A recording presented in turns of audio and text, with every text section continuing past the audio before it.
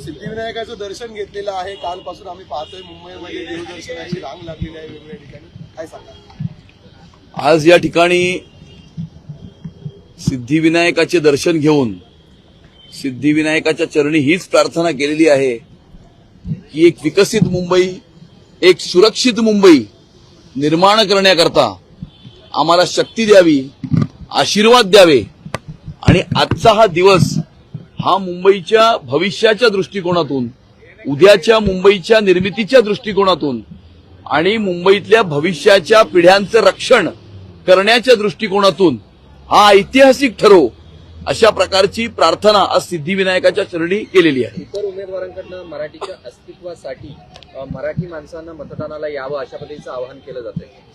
नाही, खरं तर मराठी माणसाचं अस्तित्व नाही, मुंबईची महानगरपालिका स्वतःच्या परिवाराची जागीर समजणाऱ्यांच्या अस्तित्वाची ही लढाई आहे आणि त्यामुळे त्यांची ही धडपड दिसत आहे.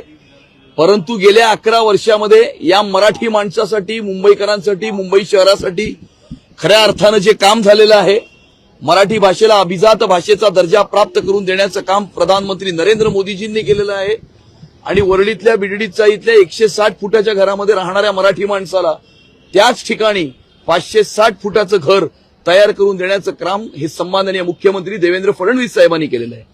त्यामुळे मराठी माणसाला, मुंबईकराला, मुंबई शहराच्या नागरिकाला हे चांगलं माहिती आहे की मराठी माणसाची, मुंबईकरांची आणि या मुंबई शहराचा विकास कोणी केलेला आहे आणि येणाऱ्या काळामध्ये या मुंबई शहराची सुरक्षितता अबाधित कोण ठेवू शकतं. काल मुंबादेवीचं दर्शन संपूर्ण ठाकरे कुटुंब घेताना पाहायला मिळालेलं आहे आणि भावनिक आवाहन देखील केलेलं आहे. काय वाटतं, आव्हान तगडं होईल तुमच्यासोबत? मुंबादेवीचं दर्शन घेण्याचा अधिकार हा सगळ्यांना आहे, सगळ्या भक्तांना आहे.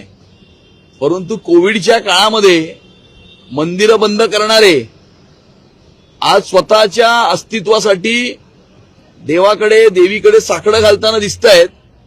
आज तरी त्यांना देवदेवता आठवलेत, हिंदुत्व आठवलंय, ही चांगली गोष्ट आहे. अध्यक्षपदाची धुरा तुमच्याकडे आहे, किती आव्हानात्मक वाटते ही निवडणूक?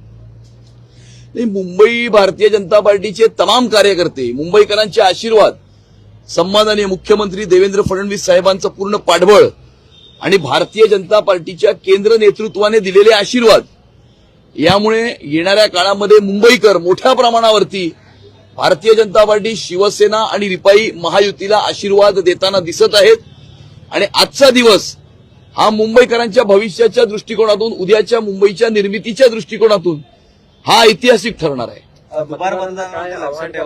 भावनिक आव्हान सुद्धा ठाकरेंकडनं मतदारांना केलं जाते, तुमच्याकडनं काय आव्हान असणार?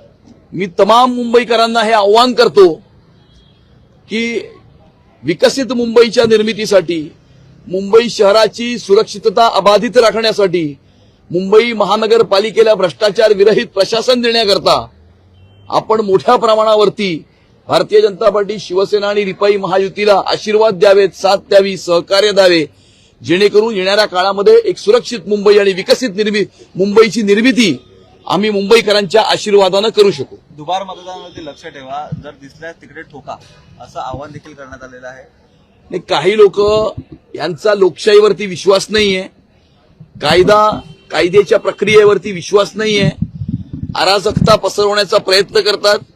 स्वतःचा पराजय दृष्टीपथामध्ये दिसत असल्यामुळे त्यांची चलबिचल झालेली आहे, फ्रस्ट्रेट झालेले आहेत आणि त्याच्यामुळे अशा प्रकारची बालिश आव्हानं काही लोक करताना आपल्याला दिसत आहेत. सर, निवडणूक आयोगाने काल स्पष्टीकरण काढलेलं आहे. राज ठाकरेंनी आरोप केले होते की पाडू मशीनचा वापर केला जातोय, आम्हाला याच्या संदर्भात कुठली माहिती देण्यात आली नव्हती. मात्र लोकप्रतिनिधींना प्रात्यक्षिक दिल्याचं आता आयोगाने स्पष्टीकरण दिलेलं आहे.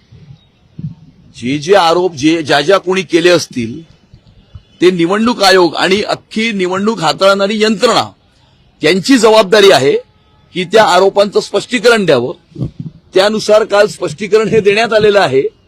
परंतु मला आश्चर्य वाटणार नाही जर त्यांनी अजून नवीन काहीतरी त्याच्यातनं काढण्याचा प्रयत्न केला. कारण काही लोक उद्या ज्यावेळेला पराजय होईल त्यावेळेला काय सांगायचं, काय स्पष्टीकरण द्यायचं, याचं बॅकग्राऊंड तयार करताना काही लोक दिसत आहेत.